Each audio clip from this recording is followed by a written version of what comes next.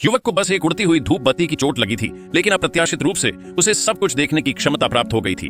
खूबसूरत मकान मालकिन अभी अभी बाथरूम से निकली थी। उसने गौर से देखा और उस आदमी के तौलिए के नीचे सब कुछ देखा। 18 साल से अविवाहित युवक यह कैसे सहन कर सकता था? उसकी नाक से तुरंत खून बहने लगा।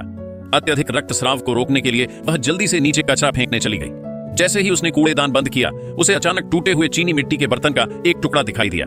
उसने जल्दी से डिब्बा खोला तो पाया कि वह बिल्कुल वैसा ही था जैसा उसने अभी देखा था। शुरू में उसे लगा कि उसे मस्तिष्क आघात हुआ है और वह मतिभ्रम कर रही है। उसने फिर से डिब्बा खोला और ध्यान से देखा।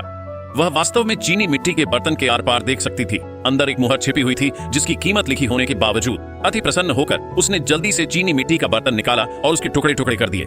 मुहर वापस पाने के बाद वह हैरान थी कि उसे अचानक दिव्य दृष्टि कैसे प्राप्त हो गई, लेकिन इससे पहले कि वह कुछ समझ पाती, उसे एक अलग आयाम में एक शक्ति ने खींच लिया। पता चला कि जिस धूपदानी ने अभी अभी युवक को छुआ था, उसे ज्ञानकुंड भट्टी कहते थे। उसमें सभी चीजों को सोख लेने और औजारों की मरम्मत करने की क्षमता थी। अब युवक को अपना स्वामी मानने के बाद उसने उसे दिव्य नेत्र की क्षमता प्रदान की थी।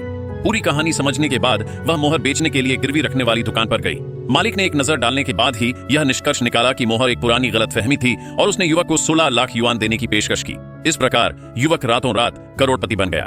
ज्ञानकुंड भट्टी का दूसरा काम औजारों की मरम्मत करना था। संयोग से उसे अपनी खूबसूरत मालकिन से एक विरासत में मिला जेट पेंडेंट मिला था। हालांकि उसमें कुछ खामियां थीं, फिर भी उसका बाजार मूल्य पूरे 1,000 युआन था। ज्ञानकुंड फर्नेस द्वारा मरम्मत के बाद युवक यह देखकर हैरान रह गया कि जेट पेंडेंट की कीमत बढ़कर 200,000 युआन हो गई थी।